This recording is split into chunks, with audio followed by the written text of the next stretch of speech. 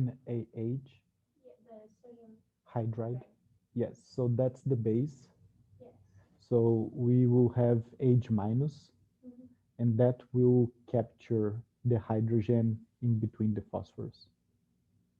Okay. Um, so like the experiment we just ran, we just used ethanol. That's the Yes, no solid. base at all. Yes. Yeah. So now we are going to use a base Mm-hmm. because the charge sometimes make the ligand stronger. Okay. So that's what we will Okay. So just 1 to 1. look. Okay. Yes, Cool. yes, yes. Uh-huh.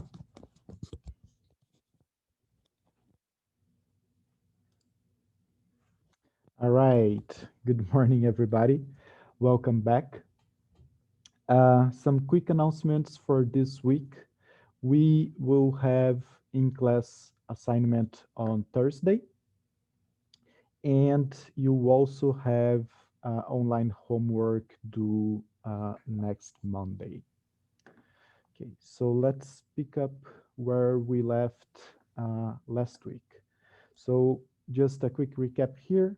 We started thermochemistry, and thermochemistry deals with the energy involved in chemical reactions. So let's see where we uh, stopped here. Okay, so the last thing I showed you last week was how to draw an energy diagram. And then I also introduced you the concept of exothermic and endothermic reactions. In an exothermic reaction, energy is released, and the sign for the delta H is always negative. For endothermic reactions, energy is absorbed. Therefore, the sign for delta H is always positive. And we did together an exercise here where I gave you the chemical reaction with the numeric value for delta H, and I asked you to draw the energy diagram. Okay, so for the first one, delta H is positive, so that's the corresponding energy diagram. And for the second one, where delta H is negative, therefore an exothermic reaction, this is the corresponding energy diagram. All right. With that being said, so let's move on and let's expand a little bit more on that. Let me go back to my desktop. Okay. So now I would like to start talking about the physical state transformations. Okay. So a quick recap here, we have three different physical states for the matter: solid, liquid, and vapor or gas. And we can move from one state to another state. So let's think together. If we start with a block of ice, we must heat up ice to achieve liquid, and we must heat up liquid to achieve gas or vapor. In those transformations, we are always providing energy to the system. Therefore, from solid to liquid to vapor, the transformations are endothermic. They absorb energy from the outside. If from left to right is endothermic, when we do the opposite way, the sign will invert from vapor to liquid to solid. Energy is going to be released, is exactly the opposite, and the transformations are going to be exothermic. Okay, they will release energy when they happen. So that's why when you put acetone on your skin, you feel a cold sensation, because acetone is a liquid with low boiling point. So it's initially in the liquid state. Because it's a low boiling point liquid, it will move to the vapor state quickly. To move to the vapor state, the acetone has to absorb energy from the neighborhood, and your skin is the neighborhood. So that's why you feel a cold sensation when you put acetone on your skin, because the process from liquid to vapor absorbs energy, and the energy is being taken from your skin. And your body uses that knowledge to regulate the temperature. When you get too hot, you sweat a lot. When you sweat, water is going to move from the liquid state to the vapor state. And again, to go from liquid to vapor, transformation is endothermic. It needs to absorb energy from somewhere, and your body will provide the energy. So that's a way to regulate the temperature. The sweat will cool down your body temperature. And that's why you sweat when you are hot. It's just a temperature regulation mechanism. Okay, so let's take a deeper look at the liquid vapor transformation. For this specific physical state transformation, we have a delta H associated with that, and it's called delta H of vaporization. Okay, and here in the table we have four different compounds or substance with the respective delta H of vaporization. What's this number mean? The delta H of vaporization means that if we get 1 mole of, for example, helium in the liquid state, we need to provide 0.084 kilojoules to transform all the liquid to vapor. And that's the meaning of the delta H of vaporization. If we take 1 mole of the substance in the liquid state, we need to provide this amount of energy to transform all the liquid into vapor or into gas. And there is a correlation between the value of the delta H of vaporization and the boiling point. So let's think together. If we have a low delta H of vaporization, it means we need to provide very little energy for this compound to go to the vapor. What's the correlation then between boiling point and delta H of vaporization? Well, if you need very little energy, that means you have low boiling point when the delta H of vaporization is low, and you have high boiling point when the delta H of vaporization is higher. Knowing that, you can rank the boiling point of different substance by comparison. Okay.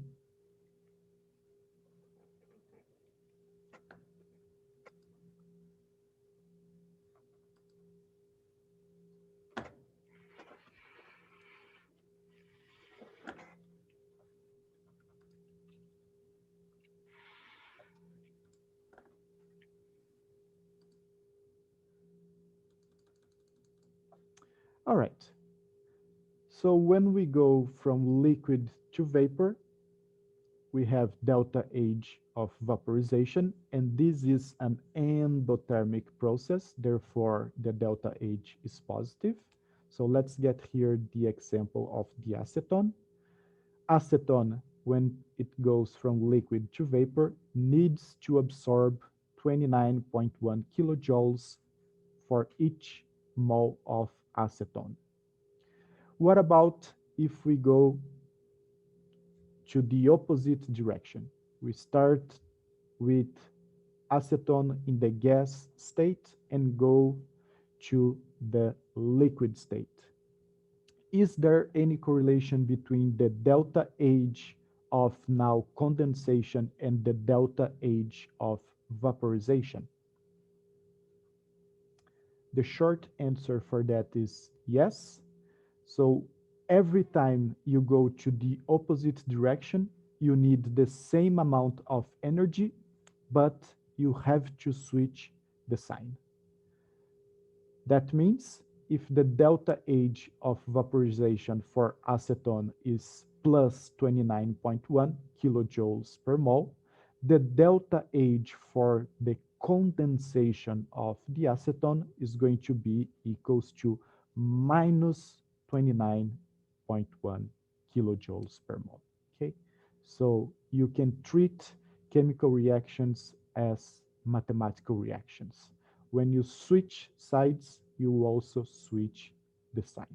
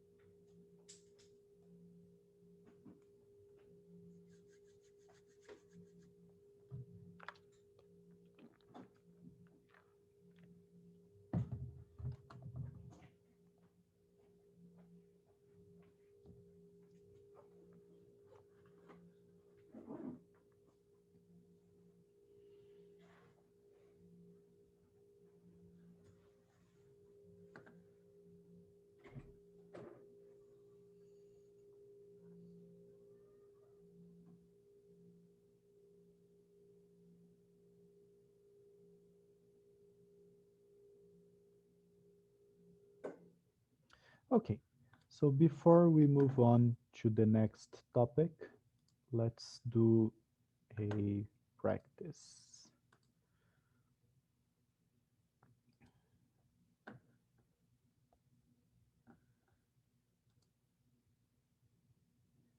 Okay, so let's think together before we start the exercise.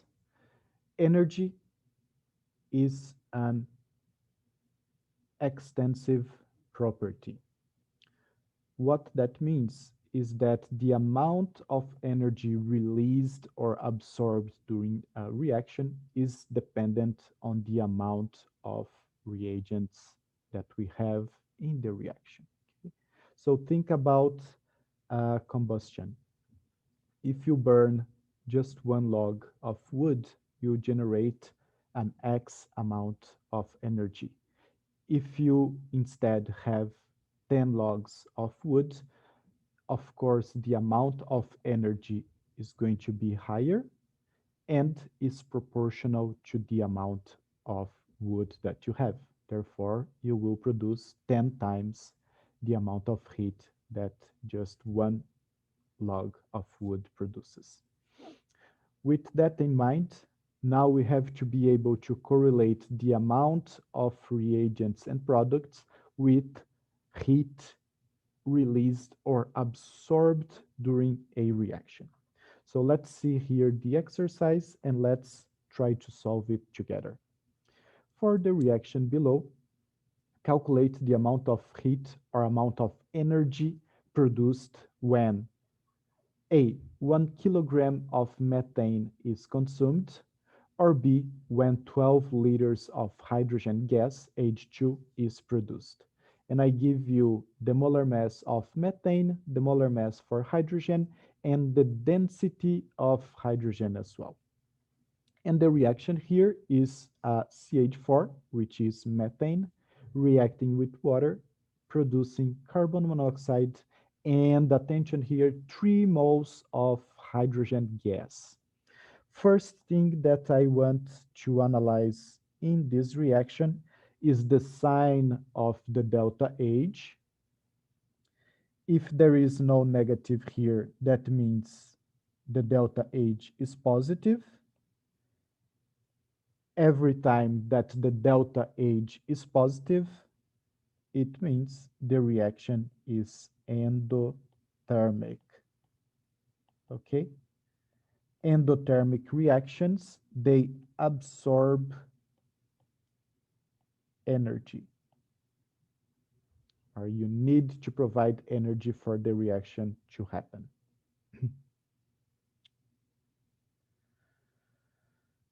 Okay, so that's the first thing that we will take from this reaction. Now let's look at the stoichiometric coefficients and let's correlate this with the amount of heat. So we have 1 mole of CH4, 1 mole of water, producing 1 mole of carbon monoxide and 3 moles of hydrogen gas. So the meaning of that is that if we burn 1 mole of methane, we need to provide 206.1 kilojoules to the system. The same thing you can correlate with the amount of water. If we use 1 mole of water in this reaction, we need to provide 206.1 kilojoules of energy to the system. And the same is true for the products. If we want to produce 1 mole of carbon dioxide, we need to provide to the system 206.1 kilojoules of energy. If we want to produce 3 moles of hydrogen, again, we need to provide 206.1 kilojoules of energy. So we can correlate the amount of reagents or products to the amount of heat absorbed or released by the reaction. With that being said, let's start with item A. So for A, we have 1 kilogram of methane,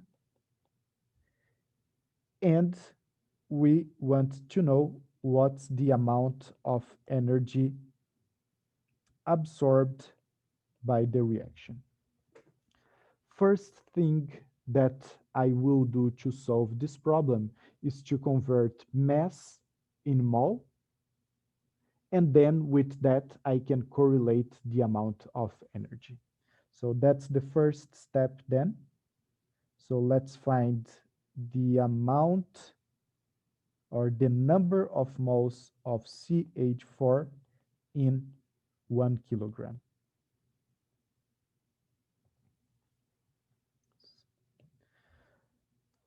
To do that, we will use the molecular mass, because that's the mass in 1 mole of the substance.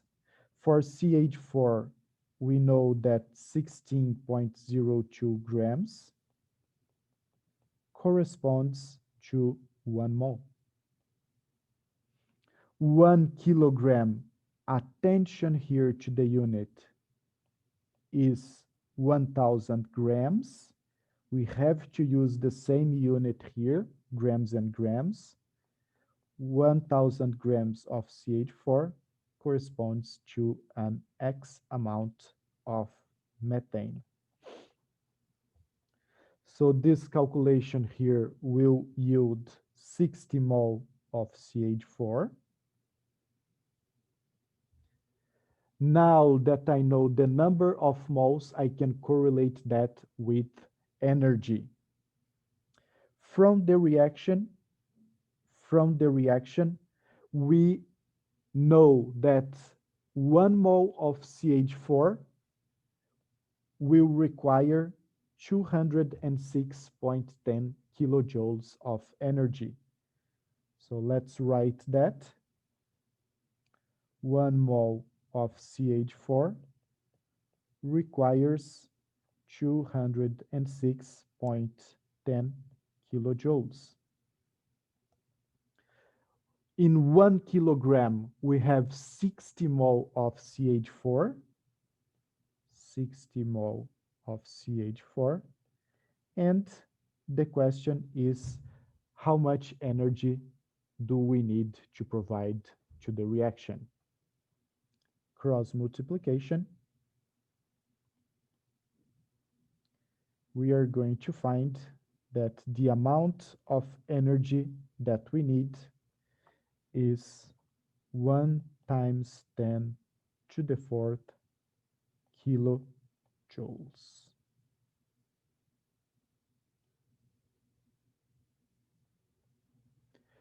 And that's how you correlate the amount of substance with the energy or the delta H of the reaction.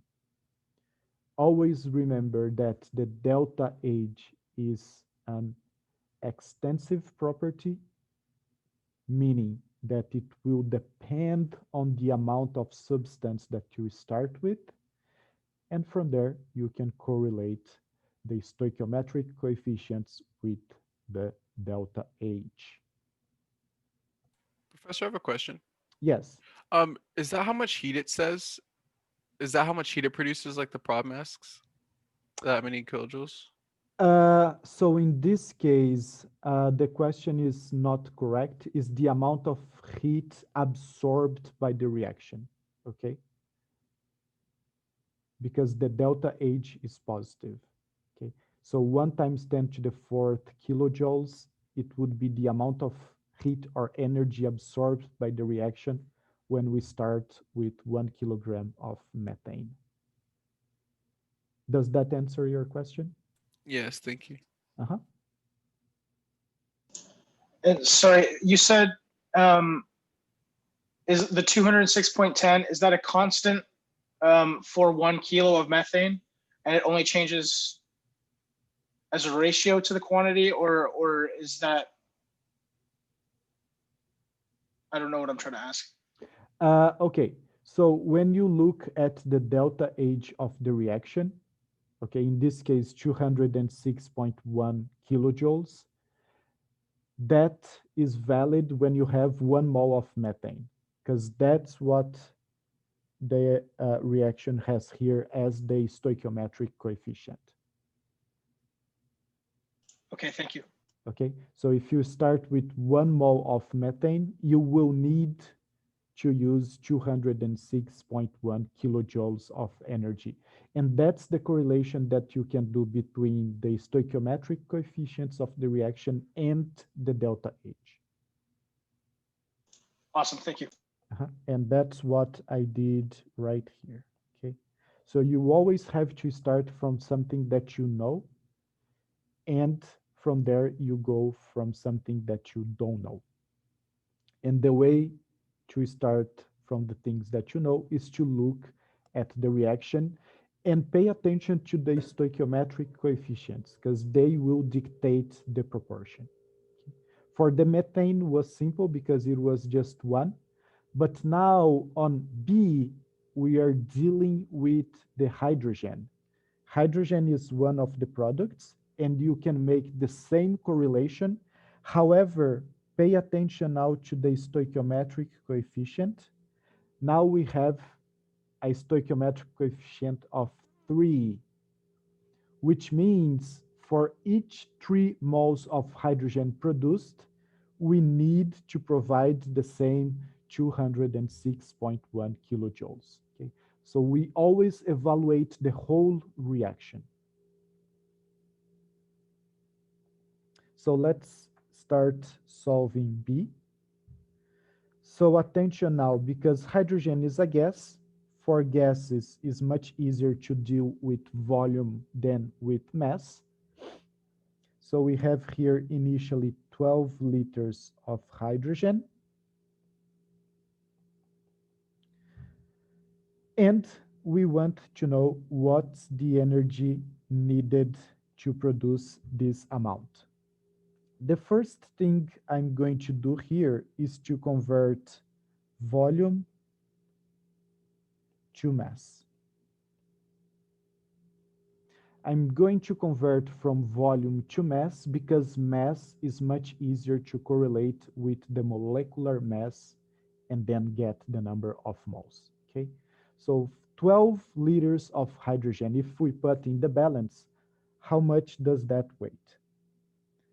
Conversion between volume and mass can be achieved using density.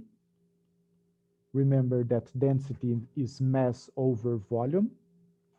The density for the hydrogen is 0.081 kilograms per liter, and that's going to be equals to the mass over 12 liters. Cancel liter with liter. That will yield a mass of, according to my numbers, 0.97 kilograms, because that's the unit left here. Let's transform that to grams because the molecular mass is in grams. 0.97 kilograms is equivalent to 970 grams.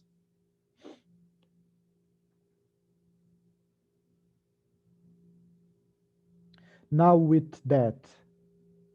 now that we know the mass, let's find the number of moles of hydrogen, in 970 grams. Correlation between mass and number of moles can be achieved using the molecular mass. 2.02 grams of hydrogen is equivalent to 1 mole of hydrogen. 970 grams of hydrogen is what we want to know.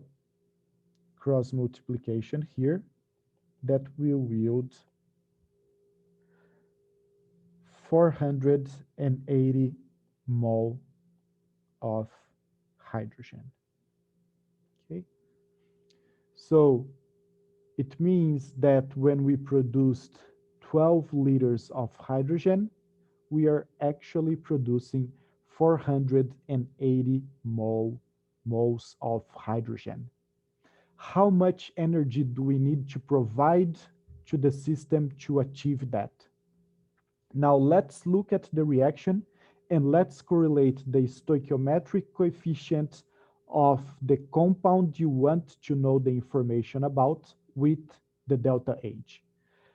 Now for B, pay attention because we are looking at the hydrogen. So we need to look at the stoichiometric coefficient of hydrogen in the reaction, and that will correlate with the delta H. From the reaction, to produce 3 mole of hydrogen, we need to absorb 206.10 kilojoules. To produce 480 mole of hydrogen, because that's the amount in 12 liters, we are going to need an X amount of heat. This is a simple proportion. We can solve that by cross multiplication, and we will get an amount of heat equals to 3.3 times 10 to the 4th kilojoules.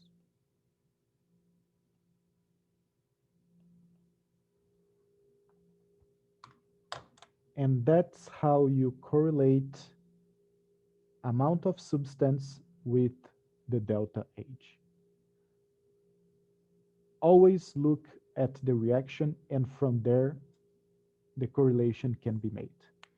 Remember that energy is an extensive property. It depends on the amount of substance that you have.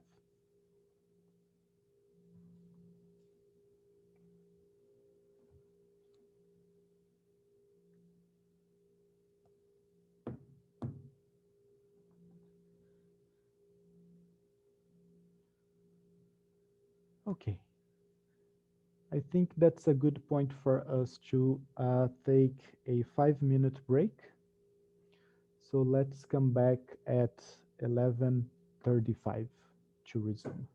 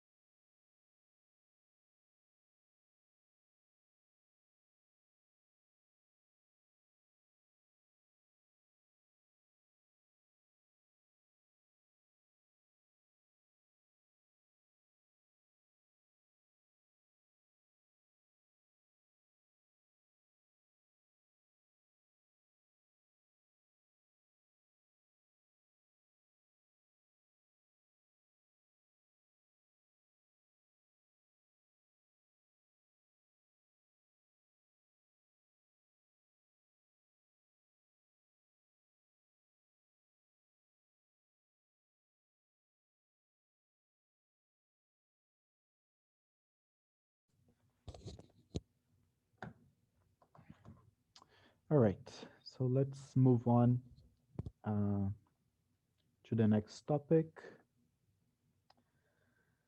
Okay.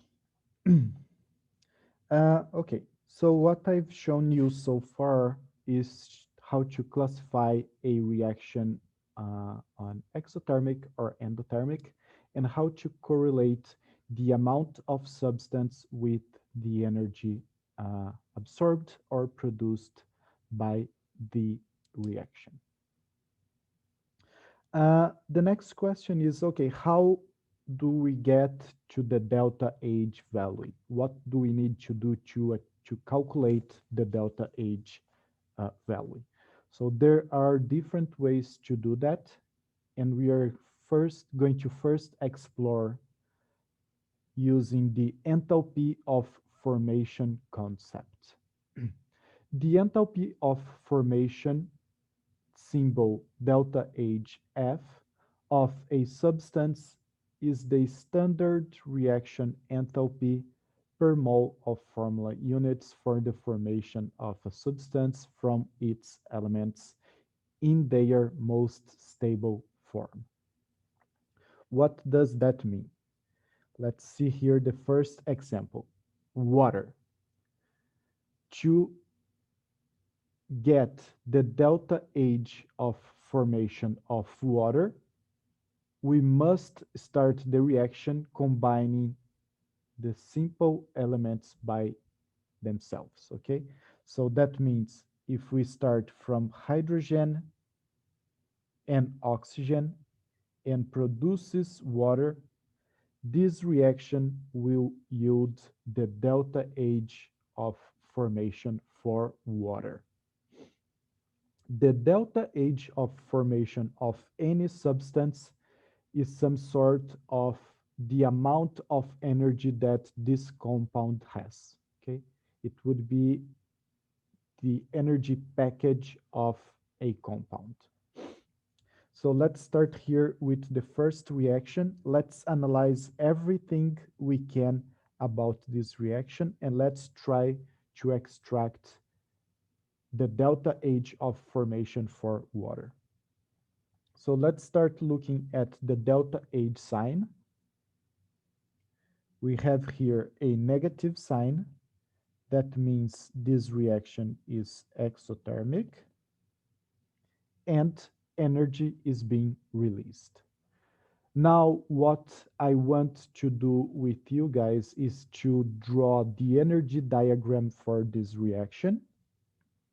Remember, energy diagram, we have the y-axis labeled as energy, and we are going to represent reagents and products by horizontal lines. Let's start here with our reagents. And for our reagents, we have H2 gas plus half of O2 gas. They will react and produce water. Because the reaction is exothermic, this will go down in energy and produce one single product, and it is water in the liquid state, okay? And the energy released is minus 286 kilojoules for this reaction. I also can write the delta H formula for this reaction, which is enthalpy of the products minus the enthalpy of the reagents, okay?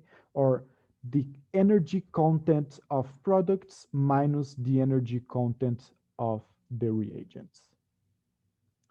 To make the case for us simple, anytime that you have a simple substance formed by the same element in its most stable form, the energy content is defined as 0. That means H2 is a simple substance formed by the same element. Therefore, the energy content is defined as 0 kilojoules. Oxygen is also a simple substance formed by the same element. By definition, the energy content of oxygen is also 0 kilojoules. Water is not a simple substance and it's not formed by the same element. Therefore, the energy content is different from 0. Okay? And that's what we are looking for. We are looking for the energy content of water. So let's think together. If the energy content of both hydrogen and oxygen is 0, that means by definition, the energy of the reagents is 0. So therefore, if we go back to the delta H reaction, we can replace delta H of the reagents by 0, which means the whole delta H of the reaction is equals to the enthalpy or the energy of the only product formed. Okay. Therefore, let's replace delta H by minus 286 kilojoules, and that is defined as enthalpy of formation for the water in the liquid state.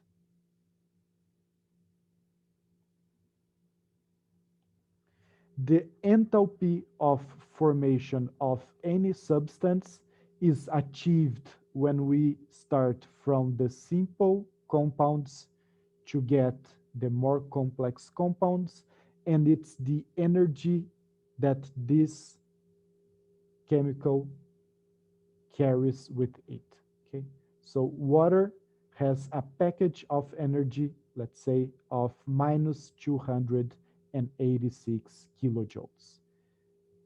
And that will be used later on to get the delta H for more complex reactions. Okay? Always remember that simple substances formed by the same element in its most stable form, the energy by definition is 0.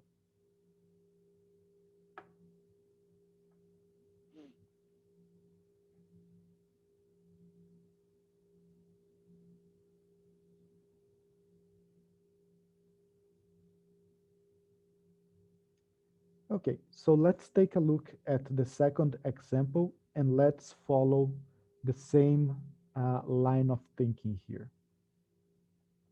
Again, delta H is negative, therefore this reaction is exothermic.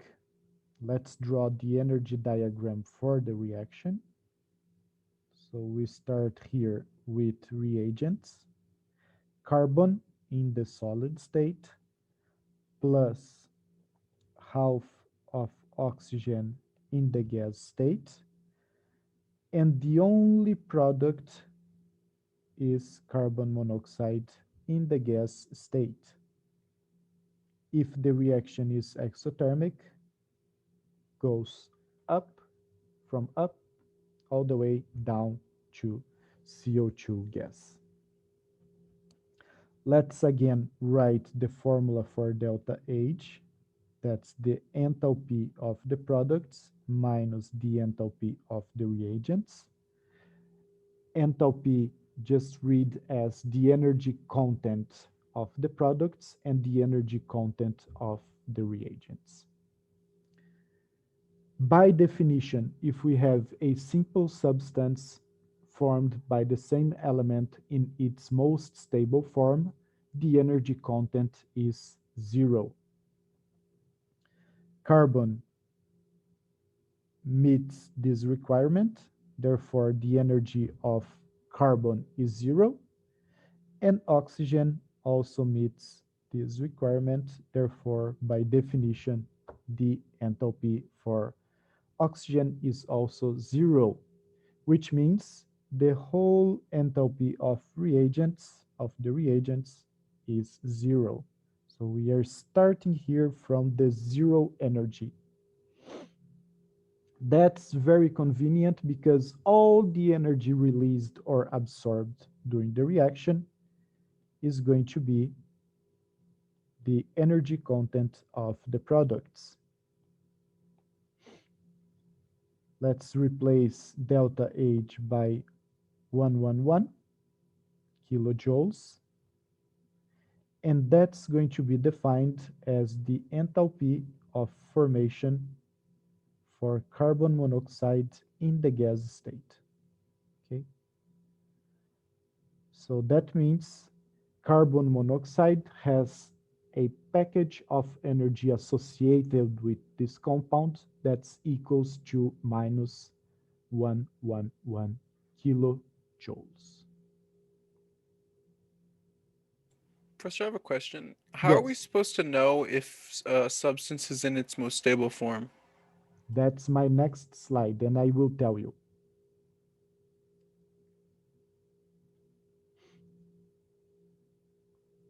Okay, so I always will tell you if it is the most stable form. However, there are some particular cases where it's known to everybody what is the most stable form of a compound. So before that, let's go over the third example.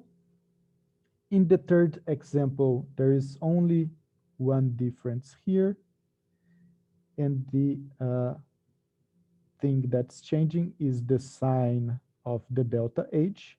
Now it's positive, therefore this is an endothermic reaction. And we will do the same thing that we have done before. So let's draw the energy diagram for this reaction. Now we start from the bottom, half of nitrogen gas plus half of oxygen gas. That's going to produce only one product, and this product is carbon monoxide. Because the reaction is endothermic, the arrow goes up. By definition, N2 has enthalpy of formation 0, O2 0 as well, and NO is what we want to determine. So let's write delta H, enthalpy of the products minus enthalpy of the reagents. The energy content of reagents is 0. Therefore, this term goes out. All the energy absorbed in this reaction is going to be associated with the NO2. Okay. Replacing delta H by 90 kilojoules. That's the enthalpy of formation for NO gas. Okay, so if we want to put numbers here, that's going to be 90 kilojoules all the way up. And that's the energy content associated with NO. So every time you start from the simple substances and combine them, and the only product is NO, the delta H of the reaction is going to be called enthalpy of formation of the compound.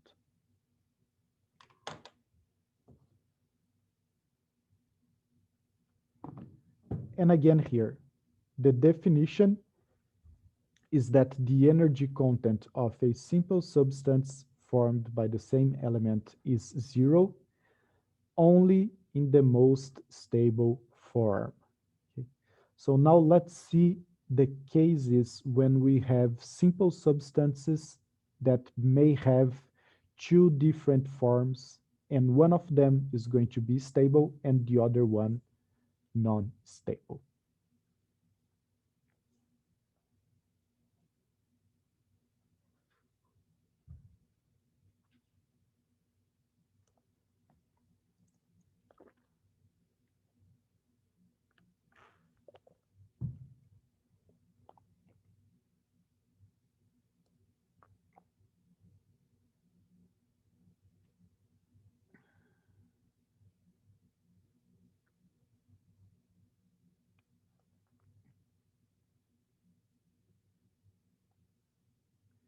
Let's see if I have it here. Okay, so let's go over this case, then we move back to the exercises. Okay, so there is a very particular case where a compound formed by only one element may have two different forms, and one of them is stable and the other one is not stable. And this is called allotropy. So allotropes are compounds with the same composition but connected in different ways. And because they are connected in different ways, that will make a huge difference in the stability of the compound. The first case that I want to show you is phosphorus. Phosphorus may exist as white phosphorus, which is only P4, or red phosphorus, where the P4 units are connected, and that's called a polymer, and that's represented as P4 n times along the x-axis, okay? So we have white phosphorus and red phosphorus. Both of them are just formed by phosphorus, but red phosphorus is very stable. And for this allotrope, we define the zero energy, while the white phosphorus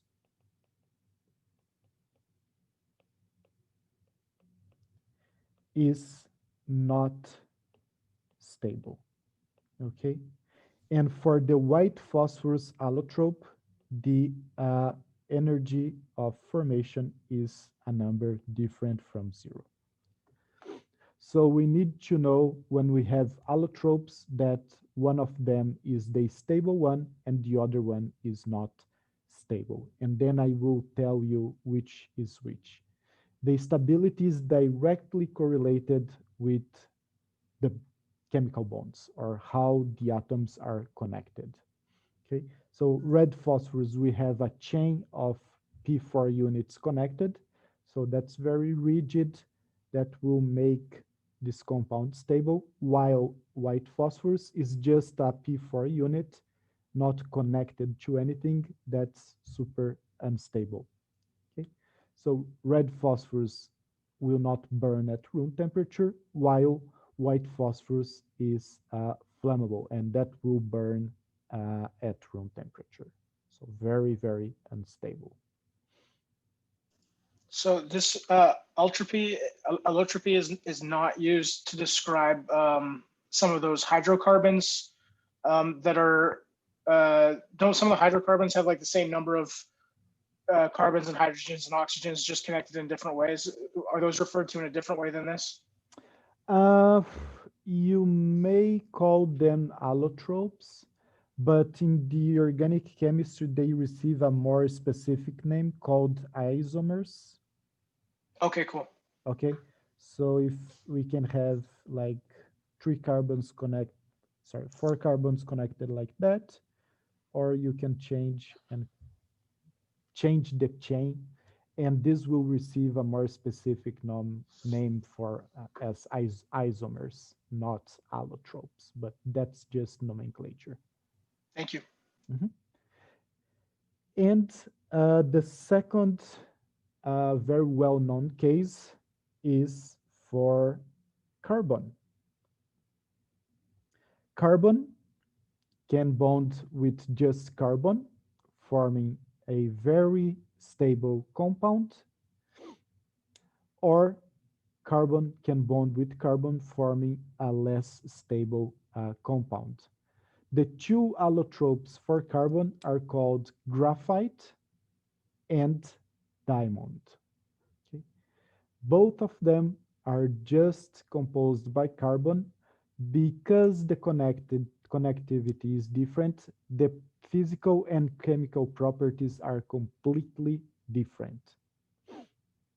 Graphite, as shown here, are composed of sheets of carbons, and that yields the black color and the soft nature of graphite.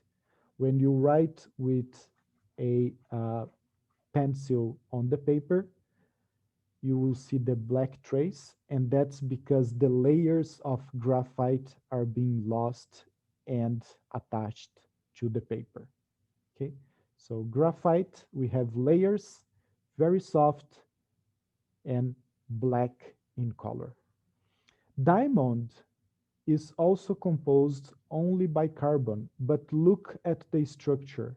Now the carbons are all interconnected, so you may think now this structure is more rigid, and that confers that yields diamond with a very, very, very high value for hardness.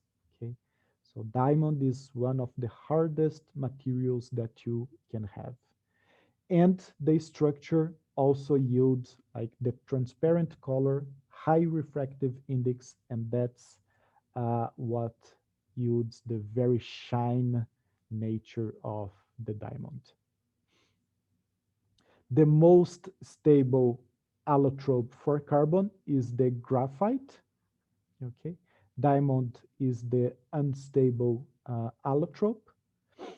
So that means all the diamonds in the universe one day will all transform to graphite.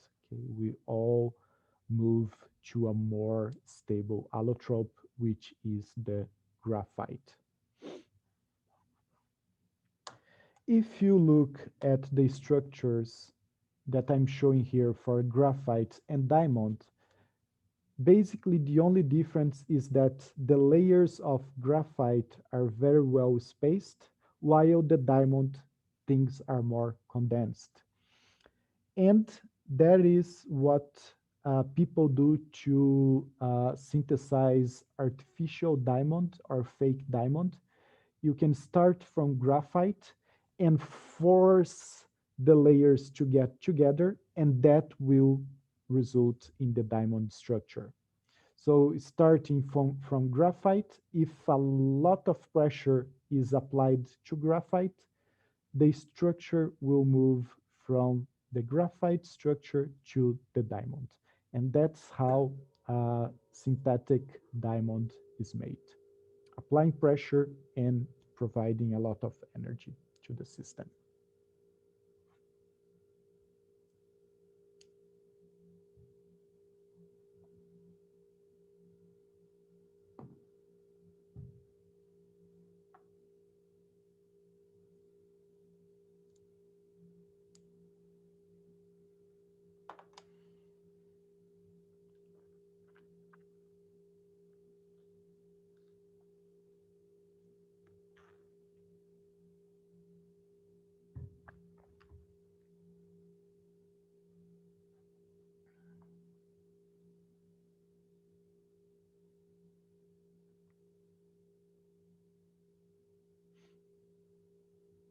And I'm even showing you here the amount of energy that needs to be provided for 1 mole of graphite to transform to 1 mole of diamond. We need to provide 2.39 kilojoules for each mole that we want to transform. And if we go back from diamond to graphite, we are releasing energy, and that amount of energy is 2.39 kilojoules. Okay, to wrap up for today, let me show you how to use the enthalpy of formation to get the delta H of more complex reaction. Let me go back up here. Okay, so this is the kind of exercise that I will ask you to do. If an engine is not working correctly, fuel combustion will generate carbon monoxide instead of carbon dioxide. Using the data from the table below and the balanced equations, calculate the delta H for the incomplete and complete combustion of methane. Okay, so the first reaction that I'm showing here is the incomplete combustion, because one of the products is carbon monoxide, and the second one is the complete, because one of the products is carbon dioxide. And that's the difference between incomplete and complete combustion. Before you start the exercise, always look and make sure the reaction is balanced. So for this one, I already gave you the balanced reaction. If otherwise, make sure it is balanced. Uh, One detail here, for the incomplete combustion, see here that it uses less oxygen than the complete. And that's the reason that carbon monoxide is produced. If we don't have enough oxygen, we cannot burn all the carbon, and it will form carbon monoxide. And in the worst case scenario, just carbon, which is the kind of black uh, particle that we see sometimes from the pipes. Okay, and I'm giving you here several substances, several compounds, and the delta H of formation for each one. Read the delta H of formation as the energy that this compound has, okay? The amount of energy that this compound has.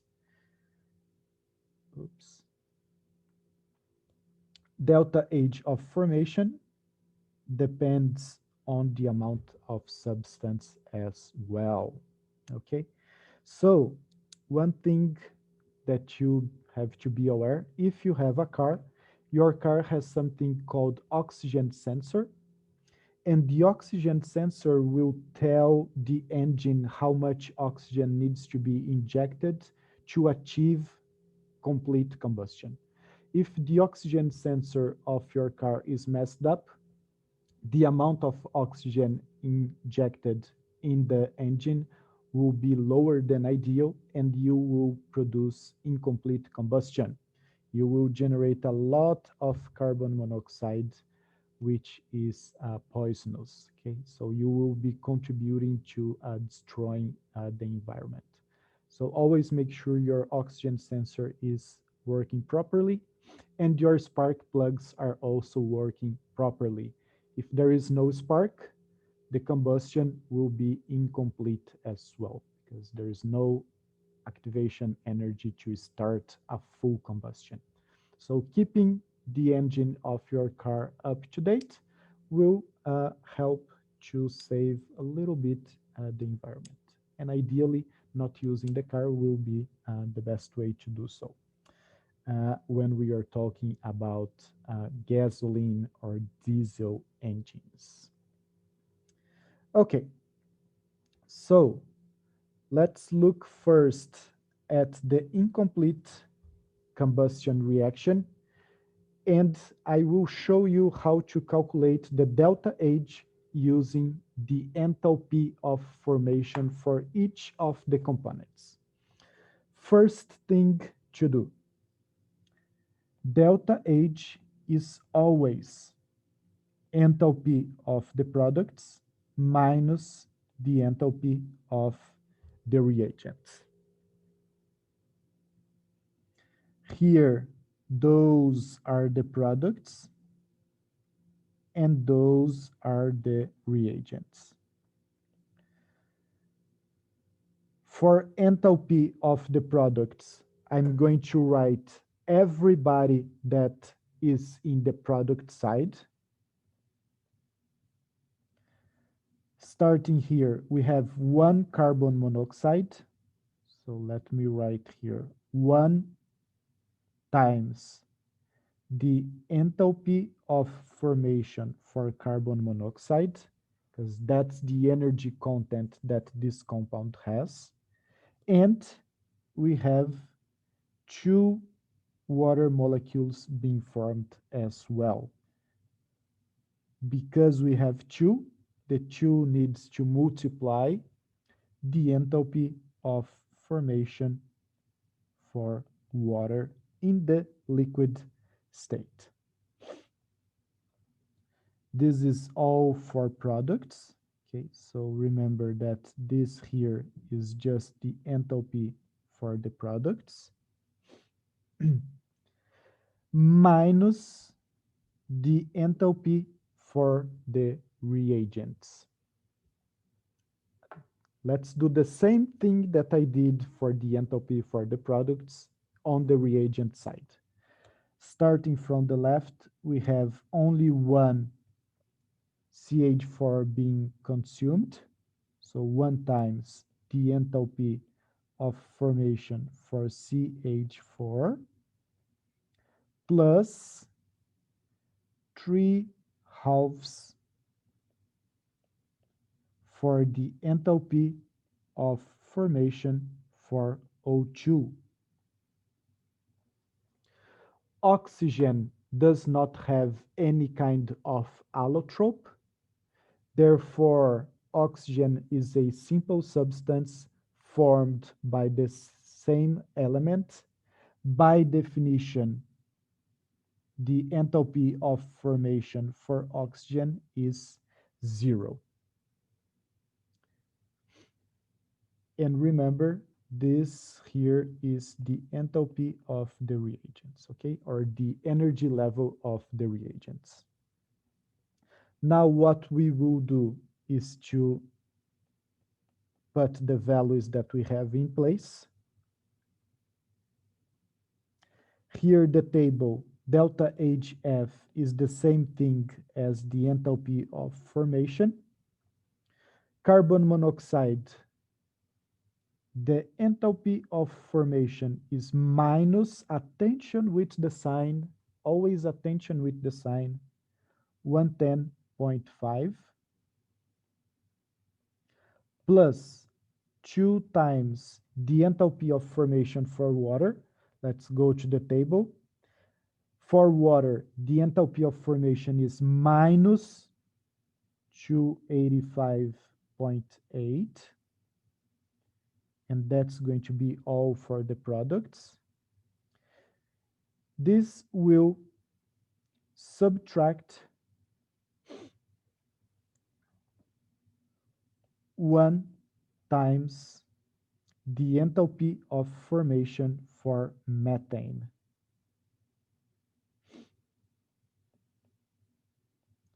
Go to the table. The enthalpy of formation for methane is minus 74.8. And that's the only thing for the reagents, because oxygen by definition is 0. Now let's do some math. We are going to get n delta H for the incomplete combustion minus 110.5 plus 2 times minus 285.8. That's going to be 0.8 times 2 plus 110.5 minus 682.1.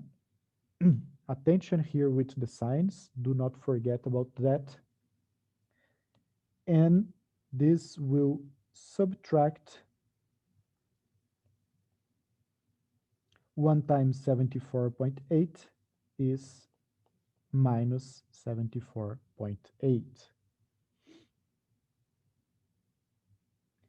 Therefore, the delta H for the incomplete combustion is going to be minus 682 minus 74.8. Minus with minus becomes plus. Therefore, delta H is going to be minus 607.3. The unit here is kilojoules.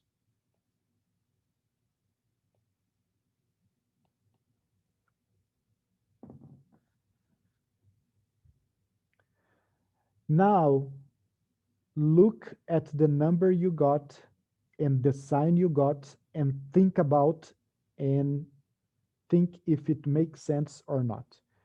Every time you have a combustion, you have to release energy.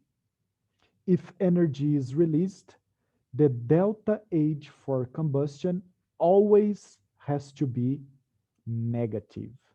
Okay? Combustion reactions are always exothermic. They have to release energy all the time. And this here is how you use the delta H of formation for each compound to calculate the delta H of a whole reaction. Think about the delta H of formation as the energy package for each compound in the reaction. Remember that the simple substances, by definition, the delta H of formation is 0, okay? Unless they have allotropes, which is going to be the exception and not the usual. So now that we know how much energy is released in the incomplete combustion, let's do the same thing for the complete.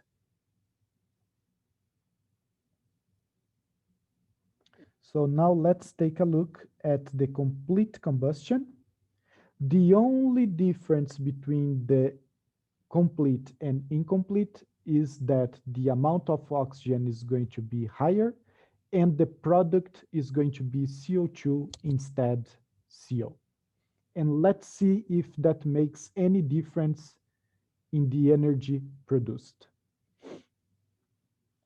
Delta H is always the enthalpy of the products minus the enthalpy of the reagents.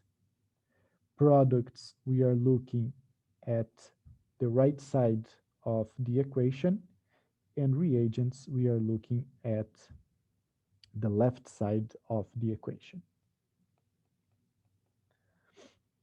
So I'm going to replace products, let's take a look here, products, enthalpy of products by everybody that's contributing as a product.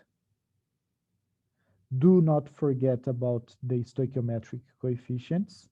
So it's going to be 1 times enthalpy of formation for CO2 plus, careful here because we have a 2 times the enthalpy of formation for water, and that's all on the product side, minus the enthalpy of the reagents, again 1 CH4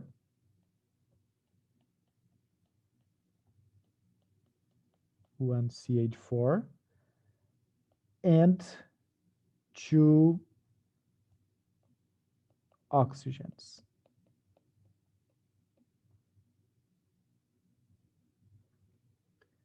Remember, oxygen O2 is a simple substance formed by the same element. O2 does not have any kind of allotropes. Therefore, by definition, the enthalpy of formation for oxygen is 0. Now, let's input the numbers in this equation.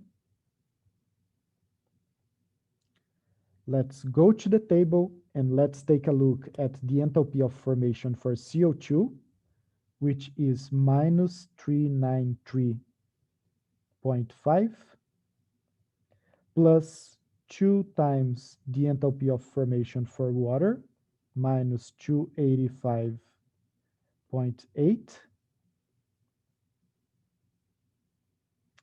minus 1 times the enthalpy of formation for methane, minus 74.8.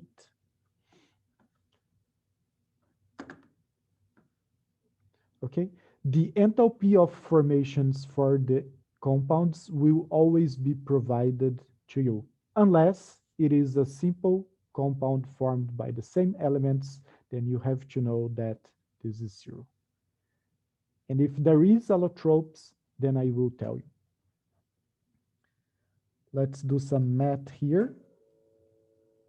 Delta H is going to be equals to, always pay attention to the signs, 2 times 285.8 plus 393.5, that's minus 965.1, and then minus 74.8.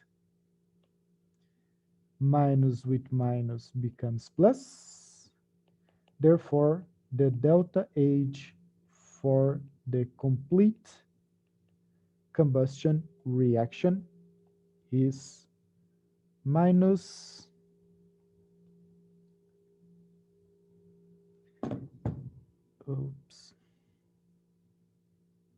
minus 890.3 kilojoules.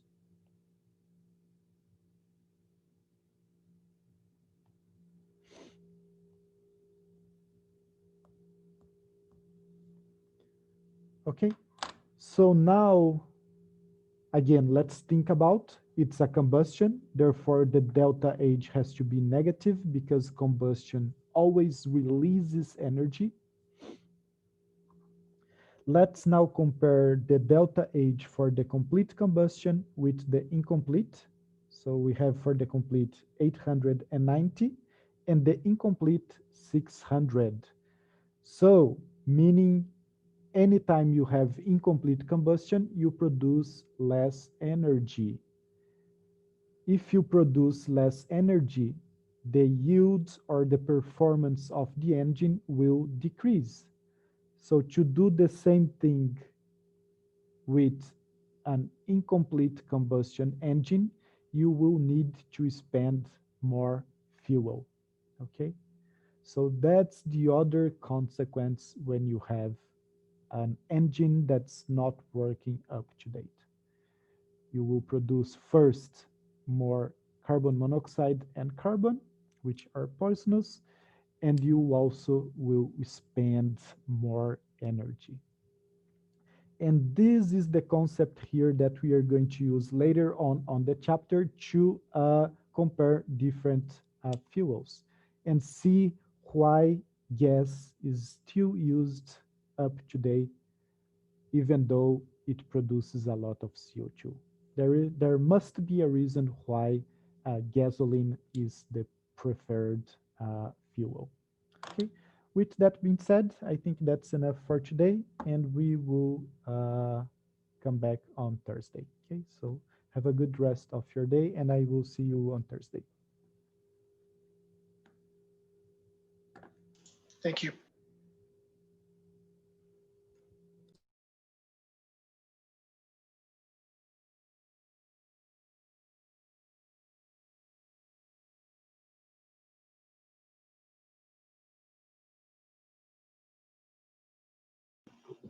quick question.